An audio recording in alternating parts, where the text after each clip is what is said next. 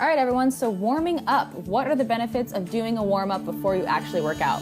For me, there's 3 benefits: preventing injuries, increasing range of motion on your lifts, and just getting in the zone in general, getting ready to lift. So the first thing that is definitely a good idea to do is to increase your body temperature, doing like a 5 to 10 minute warm-up just on the treadmill or walking or doing the elliptical or something really light, just enough to basically break a sweat. Warming up in general improves your performance when your hips are open, your knees are warm, your shoulder mobility is enhanced, and all of these things help you to improve the way your actual lift goes. Just a disclaimer, everyone, specific movements and drills are typically prescribed per person depending on how you feel, how you personally move individually, and what different kinds of things that you might be needing to improve whatever is going on with your body and what's going on with your lifts. So don't take this as Bible, everyone.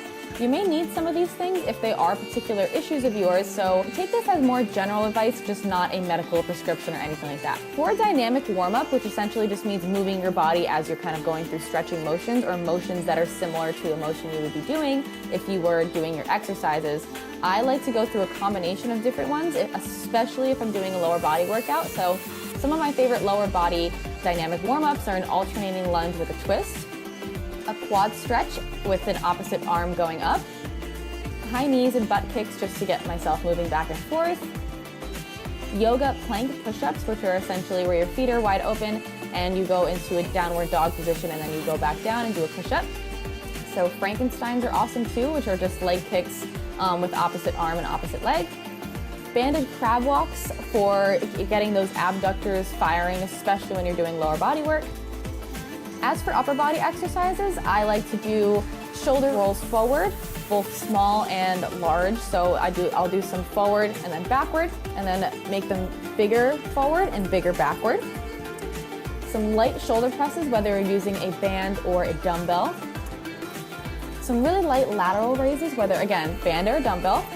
Putting a little tension on the band and then bringing your shoulders behind your head and then up and around a little bit just to kind of get your shoulders, your rotators moving. I like to do some static stretches last, and studies do show that doing your static stretching after you do your dynamic stretching, it doesn't really impair your range of motion in particular. I watched Jeff Nippard's Science Explained video. There are a few studies showing that having done static stretching before your dynamic stretching does kind of impair your lift a little bit, so go check out his video for all the Science Explained stuff. He is an expert on that. Some static stretches that I like to do for upper body are some shoulder stretch from side to side, an upper back stretch kneeling, and an upper back stretch like a downward dog. I roll my shoulders so often when I'm sitting down, and I always try to think about pulling them back. So upper back stretching like that really helps me get to my upper back in the right place, especially for squatting. Next, I'll do a specific warm-up for whatever exercise I'm doing. So today I was doing squat. My progression, a lot of you guys asked like what weight do you go up at what percentage, all that kind of stuff. Each rep, even with lighter weight, is exactly like a rep that has a lot of weight on.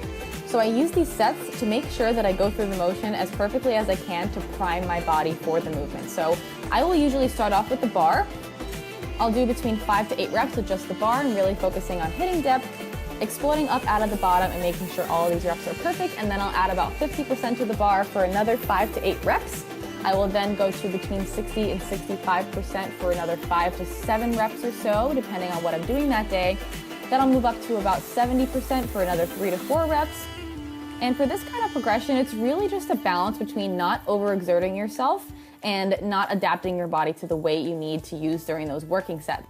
So find something for yourself that is right around this and that works and feels really good for you. Some people make bigger jumps and more quickly, and some people need to allow a few reps at smaller increments for their body to adapt and feel the best. But if you kind of follow something like this, work it around how you feel the best, and then you'll find something that's right in your groove. So today, I was doing 72% of my estimated 1 rep max, which is right around 245, so I stopped there and just went right into my 4 sets of 6 for squats.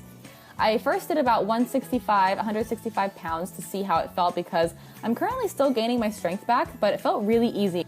So I went up to 175 pounds, which is essentially right where I would be with my previous 1 rep max being 245 pounds. So that's awesome news. I thought I was losing strength and it took a little while to gain it back, but I am back.